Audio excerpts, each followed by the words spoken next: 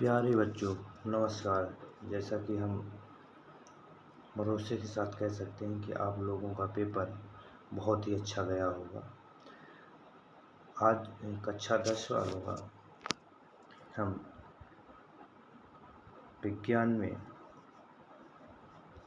विज्ञान 2022 का set number 824 द्वितीय का सॉल्यूशन बताते हैं। जैसा कि पहला क्वेश्चन आपका दिया गया है, वायु के सापेक्ष माध्यम का अपवर्तनांक अधिकतम होता है।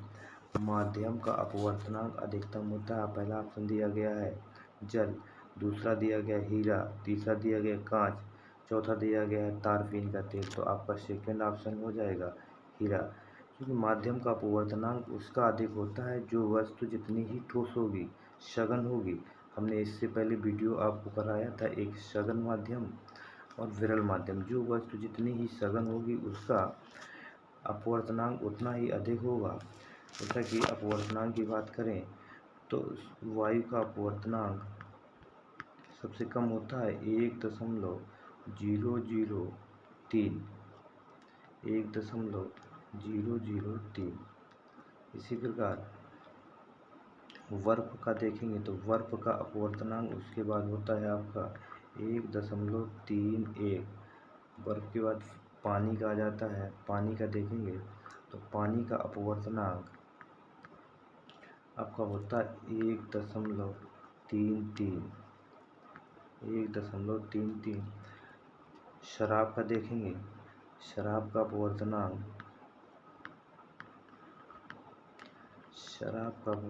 आपका होता है 1.36। इसके बाद शराब के मिट्टी का तेल का भी देख सकते हैं। मिट्टी के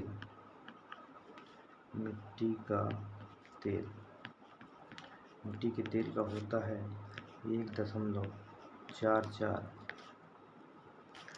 हीरा का सबसे अधिक होता है। हीरा का आपका होता है 2.42। एक आपका ऑप्शन इसमें दिया गया है तारपीन का। तो तारपीन का जो होता है वो आपका होता है 1.47। कांच का आपको बता दिया होगा। कांच का अपवर्तनांक 1.5 से लेकर के 1.9 तक हो जाता है। ये आपका पहला नंबर है, तो इसका पहला आंसर आपका हो जाएगा हीरा। सेकेंड नंबर देखेंगे लिखा है निकट दृष्टि दोष के निवारण के लिए चश्मे में प्रयुक्त करना चाहिए। किस लेंस का प्रयोग करना चाहिए? अवतल लेंस, अवतल दर्पण, उत्तल दर्पण। तो दर्पण आपके पहले से ऑलरेडी कैंसिल हो जाएंगे। आपका आता है अवतल लेंस और उत्तल लेंस। तो हम लोग बात करें निकट दृष्टि दोष। तो निकट दृष्टि दोष में बताया जाता है कि निकट की वस्तुएं तो स्पष्ट दिखाई देती हैं, परंतु दूर की वस्तुएं स्पष्ट नहीं दिखाई देती हैं। तो निकट और दूर। तो एक ऑप्शन है कि निकट बड़ा लिखा है कि दूर। एक आपका होता है उत्तल और एक आपका होता है अवतल। देखेंगे निकट बड़ा लिखा है, इसी प्रकार अवतल बड़ा है तो निकट का अवतल हो जाएगा, दूर का उत्तल हो जाएगा। या निकट दृष्टि दोष में निकट की वस्तुएं तो स्पष्ट दिखाई देती हैं, दूर की नहीं दिखाई देती। तो दूर को देखने के लिए बड़ी चीज़ यानी अवतल लेंस का प्रयोग किया जाएगा। तीसरा आप देखेंगे, तीसरा नंबर दिया गया है चुंबकीय बल रेखाएं हैं। चुंबकीय बल रेखाएं तो पहला दिया गया सदैव समांतर होती हैं, एक बिंदु पर मिलती हैं, एक दूसरे को कभी नहीं काटती हैं, परस्पर काटती हैं। तो आप कभी नहीं काटती यानी तीसरा नंबर आपका आंसर हो जाएगा, एक दूसरे को कभी नहीं काटती हैं। चुंबकीय बल रेखाओं की परिभाषा ये होती है, ये सदैव धन ध्रुव से निकल के ऋण ध्रुव की ओर जाती हैं। इस तरीके से निकलती हैं। ये कभी एक दूसरे को प्रतिच्छेदित नहीं करती हैं, क्योंकि जिस बिंदु को प्रतिच्छेदित करेंगी उस पर एक कभी प्रतिच्छेदित नहीं करती है। ध्रुवों पर इनके पास होती तथा बीच में जाने पर इनकी दूरियां बढ़ जाती थी। इस प्रकार ये एक दूसरे को कभी प्रतिच्छेदित नहीं करती हैं। चौथा नंबर देखेंगे, दिया गया है यदि फाई बराबर चुंबकीय फ्लक्स, बी चुंबकीय क्षेत्र की तीव्रता तथा ए अनुप्रस्थ परिक्षेत्र का क्षेत्रफल हो तो इनके बीच सही संबंध होगा। तो फाई बराबर आपका होता है B vector dot A vector. यहाँ से आपसे देखेंगे ऐसा तो कोई है नहीं, अगर इस प्रकार होता तो यही आपका आंसर हो जाता, नहीं है। तो यहाँ से देखेंगे बी बराबर ए, इसके साथ भाग में चले फाई अपान ए, एक ये हो जाएगा और इसके बाद कोई है नहीं इसका, तो आपका आंसर ए नंबर हो जाएगा। वैसे इस तरीके से रखना चाहिए। देखेंगे चुंबकीय फ्लक्स वैसे मालूम है कि चुंबकीय क्षेत्र की तीव्रता तथा अनुप्रस्थ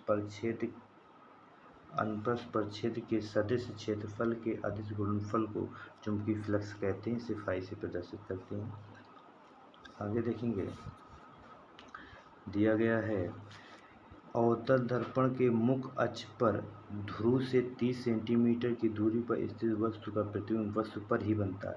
तो जहाँ पर वस्तु रखी गई है वहीं पर प्रतिबिंब रखा जाएगा। तो एक सिंपल सा तरीका हमने एक चित्र द्वारा बताया था।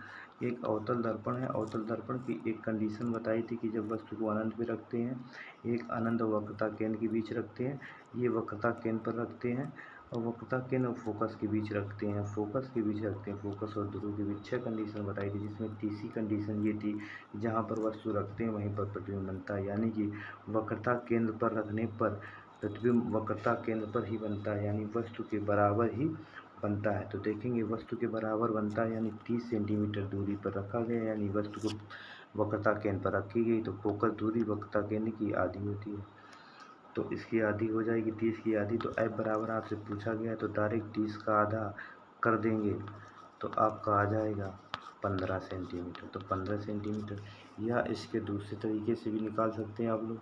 देखेंगे कैसे निकाल सकते हैं।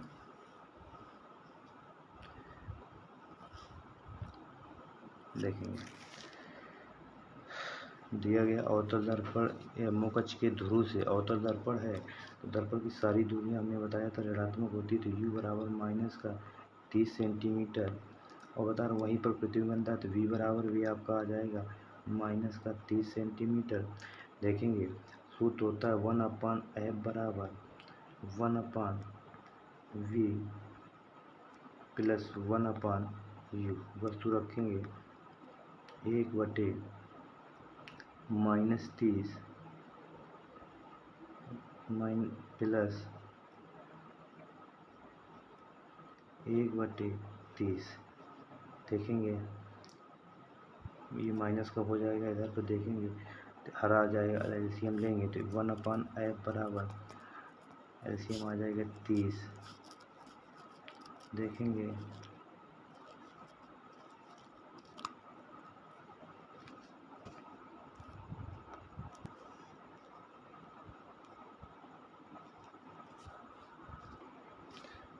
आ जाएगा 30 एलसीएम लिया, ऊपर आपका आ जाएगा 30 यानी माइनस का 1 हो जाएगा माइनस का 2/30। काटेंगे तो आपका 1/f बराबर माइनस का 1/15, यानी कि f बराबर आप आ जाएगा माइनस का 15, यानी प्लस को f बराबर आप लिख सकते हैं 15 सेंटीमीटर। यानी कितनी दूरी पर, फोकस दूरी क्या रहेगी आपकी 15 सेंटीमीटर। नेक्स्ट देखेंगे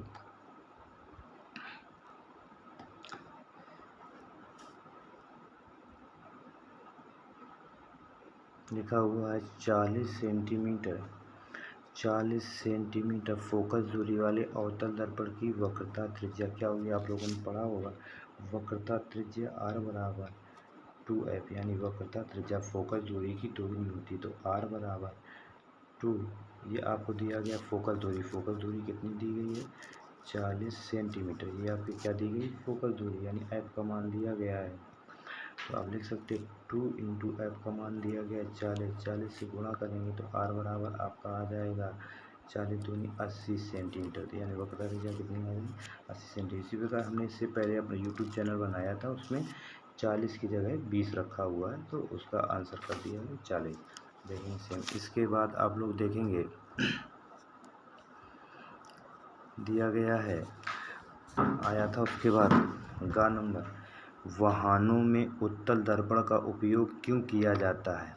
वाहनों में उत्तल दर्पण का प्रयोग क्यों किया जाता है? देखा होगा आपने, साइकिल देखी होगी, ट्रक देखे होंगे, 4 पहिया गाड़ी देखी होगी, कार वार, सब में उत्तल दर्पण का प्रयोग किया जाता है। देखा होगा उत्तल दर्पण क्या होता है? ये वस्तुओं का सीधा, पूरा तथा छोटा प्रतिबिंब बनाता है।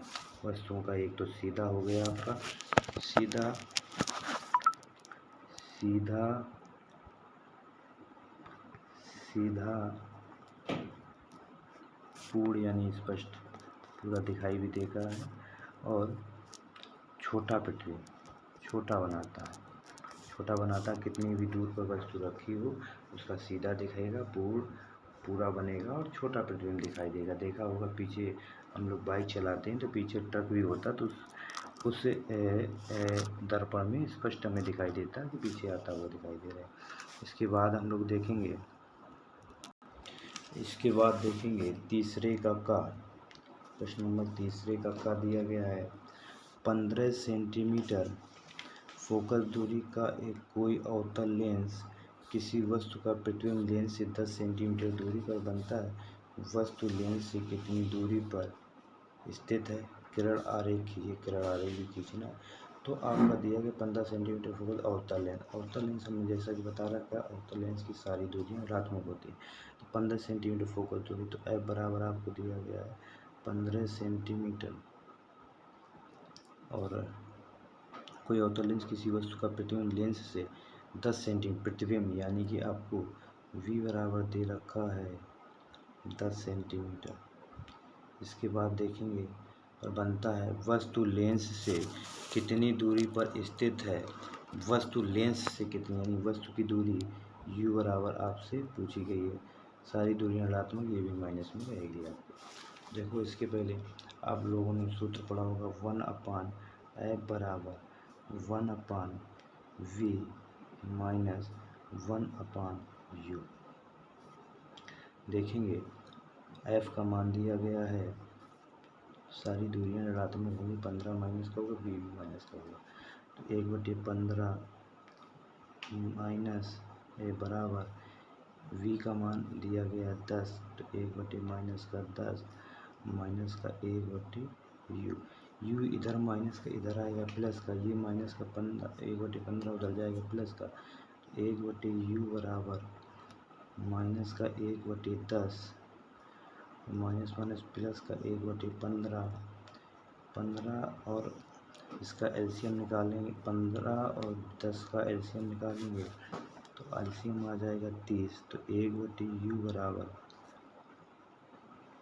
30। देखेंगे काटेंगे तो 10 तिहाई 30 माइनस का 3, 15 दूनी 30 प्लस का 2, तो यानी 1/U बराबर आपका आ जाएगा माइनस का 1/30। U बराबर निकाल सकते हो माइनस का 30, माइनस ये बताता है कि अवतल की वस्तु की दूरी। U बराबर आपका आ जाएगा 30 सेंटीमीटर, माइनस का 30 भी रखते। अब उसने कहा है चित्र के द्वारा चित्र देखेंगे, इसका चित्र बनाएंगे। अवतल दर्पण है, अवतल लेंस है, तो अवतल लेंस बताया था किनारों पर मोटा तथा बीच में पतला होता है। ये आपको हो जाएगा प्रकाश, ये आपका निकला है अच्छा, इससे हो जाएगा, ये लेंस हो गया। देखेंगे 30 सेंटीमीटर दूरी पर कोई वस्तु रखी गई है, तो इसका क्या है, ये जब जाती है मुँह कक्ष के समांतर चली जाती है, इसे टकराएं अवतल बताया जाता है, ये बाहर की ओर फैल जाती है। तो बाहर जब जाएगी तो देखो, और दूसरी बताई थी आपकी प्रकाशिक केंद्र से होकर गुजरेगी, ये निकल जाएगी इस तरीके से। अब जाएगी तो ये आपस में कभी टकराएंगे नहीं, तो इसको हम बैक साइड पीछे की ओर कर सकते, बढ़ा सकते। तो ये जो आपका प्रतिबिंब बना है, ये यानी ये हो गया ऑब्जेक्ट ओ डैश, ये आपकी इमेज हो गई आई डैश,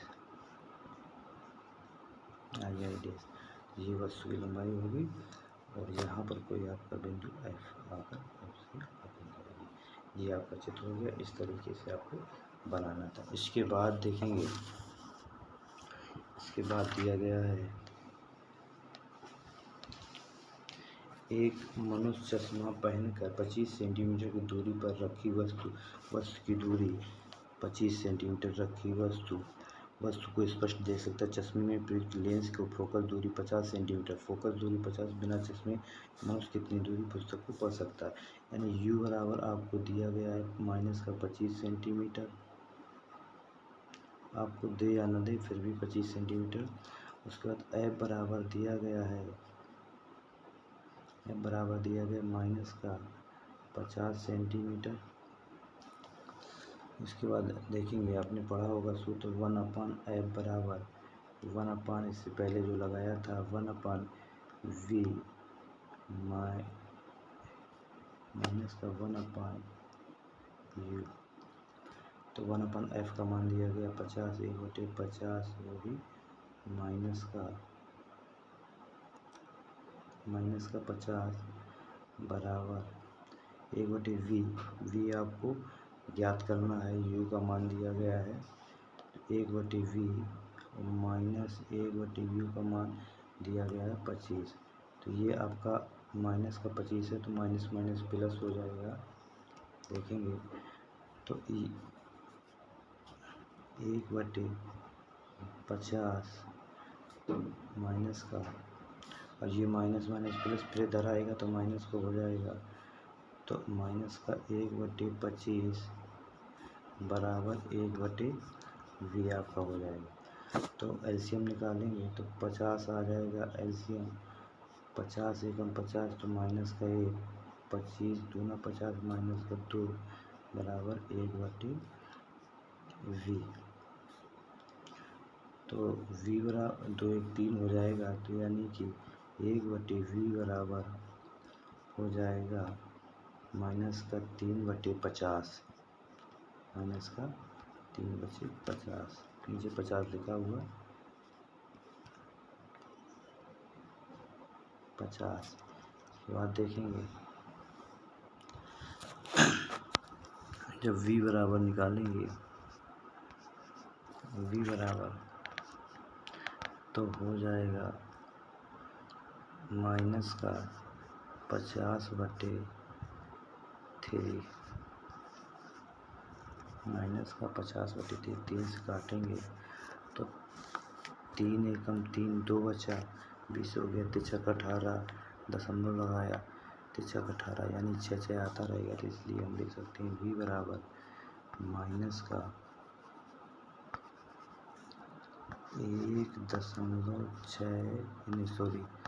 16.67 सेंटीमीटर, ये आपका आंसर होगा। इसके बाद देखेंगे, इसके बाद दिया गया है हुआ है